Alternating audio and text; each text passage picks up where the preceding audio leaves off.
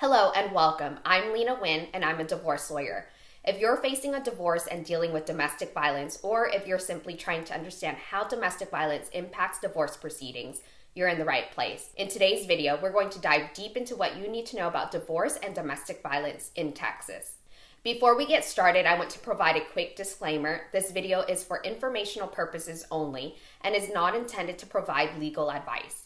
If you're facing a legal issue related to divorce or domestic violence, I highly recommend reaching out to a qualified family law attorney who can help guide you through your specific situation. With that said, let's get into it. Understanding domestic violence in Texas. Domestic violence is a serious issue that affects many families in Texas. It goes beyond physical violence and can also involve emotional, psychological, and financial abuse. In Texas, domestic violence is defined as an act or a pattern of behavior in which one person seeks to control or intimidate another person by using fear, manipulation, or coercion.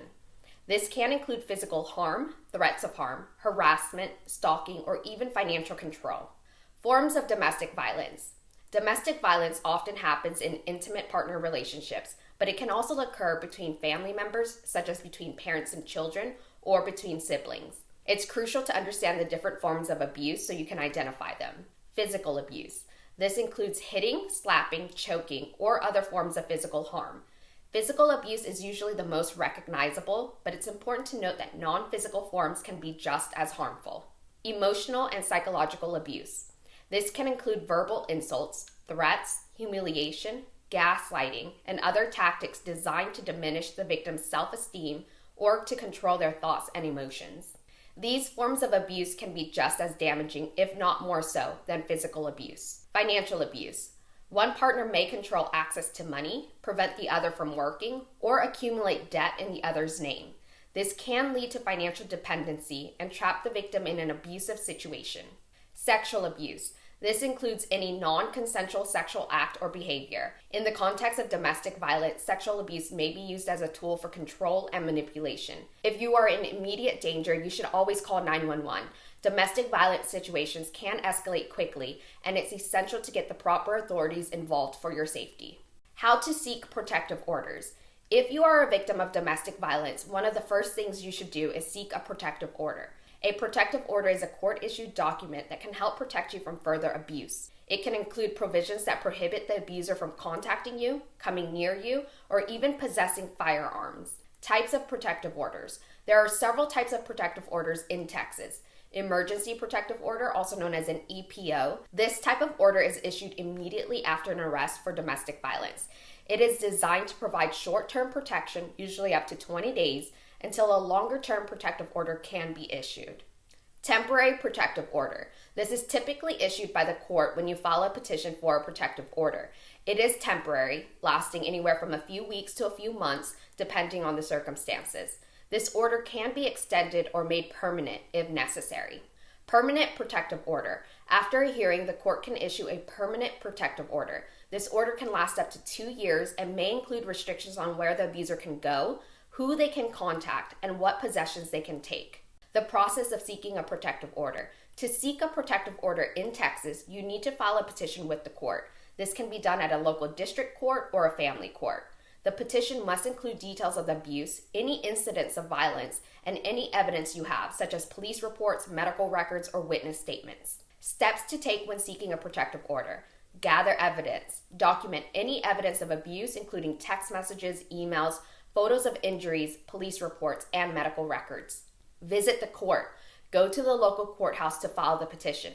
Some courts may allow you to file for a protective order electronically. Attend the hearing. After filing the petition, a hearing will be scheduled. This is where the judge will review the evidence and determine whether to issue a protective order. The role of legal counsel in seeking protective orders. While you can file for a protective order on your own, working with an attorney can help ensure that your petition is thorough and well supported by evidence. Your attorney will assist you in gathering documentation, preparing for the hearing, and advocating for your safety and the safety of your children. They can also represent you in the event the abuser contests the order. It's important to understand that protective orders are not foolproof. They are legal tools designed to help keep you safe, but they do not guarantee that the abuser will comply. If the abuser violates the order, you can contact law enforcement and the courts for further action. Additionally, the court may impose penalties including jail time for violations. Domestic violence has a significant impact on divorce proceedings, particularly in child custody and property division decisions. Custody decisions and domestic violence. In Texas, the primary factor in determining child custody is the best interest of the child. If domestic violence is involved, the court will carefully consider how the violence has affected the safety and well-being of the child. Texas law takes allegations of domestic violence very seriously, especially when it comes to children. Factors considered in custody decisions. History of abuse. The court will look at whether there is a history of domestic violence or allegations of abuse. If the abusive parent has a history of harming or threatening the other parent or the child, it could heavily influence the court's decision. Safety of the child. The court will prioritize the child's safety. If there is evidence that domestic violence has affected the child's emotional or physical well-being, it can impact custody arrangements. Parental fitness. The court will assess whether the abusive parent is fit to have custody of the child. In cases of domestic violence, it's common for the non-abusive parent to be awarded primary custody or at least supervised visitation. Supervised visitation and custody orders. If there are concerns about the abusive parent's behavior, the court may order supervised visitation. This means that the parent may only have contact with the child when a neutral third party is present. This could be at a supervised visitation center or through a third party like a family member or professional supervisor. In more severe cases, the abusive parent may be denied custody or visitation rights altogether if there is significant risk to the child's well-being. Property division and domestic violence. Domestic violence can also affect property division during a divorce. In Texas, the law requires an equitable division of property, which means that the division should be fair, but not necessarily equal. If domestic violence is involved, the court may consider it as a factor when dividing marital property. Here are some factors considered in property division.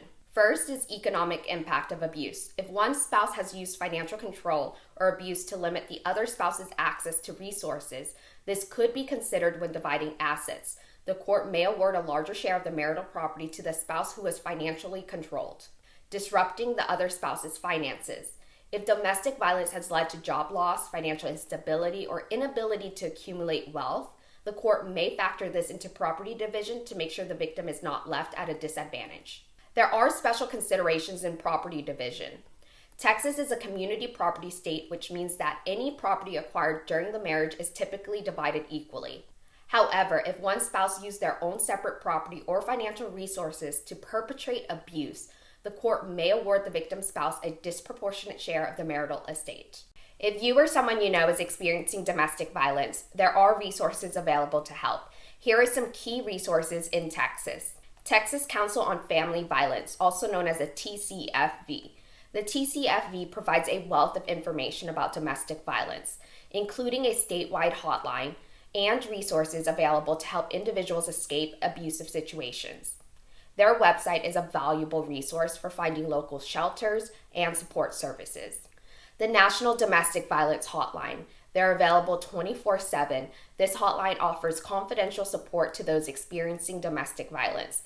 You can reach them at 1-800-799-7233, or you can text START, S-T-A-R-T, to 88788. The Texas Department of Family and Protective Services, also known as the DFPS. The DFPS offers services for children and adults who are at risk of abuse. They have a hotline at 1-800-252-5400. Shelters and support services. There are many shelters across Texas that provide safe havens for those fleeing from domestic violence. Many shelters also provide legal assistance, counseling, and help with finding jobs and housing. Legal assistance. If you are unable to afford a lawyer, there are legal aid organizations in Texas that can help you with divorce, protective orders, and other legal matters related to domestic violence. Contact organizations like Legal Aid of Northwest Texas or Lone Star Legal Aid for free or low-cost legal assistance. Counseling and support groups. Counseling services can help survivors of domestic violence cope with the emotional toll of abuse. Many domestic violence shelters and organizations offer free counseling and group therapy sessions. Local law enforcement. If you're in immediate danger, always call 911. Law enforcement can help you obtain a protective order and ensure that the abuser is removed from the home if necessary.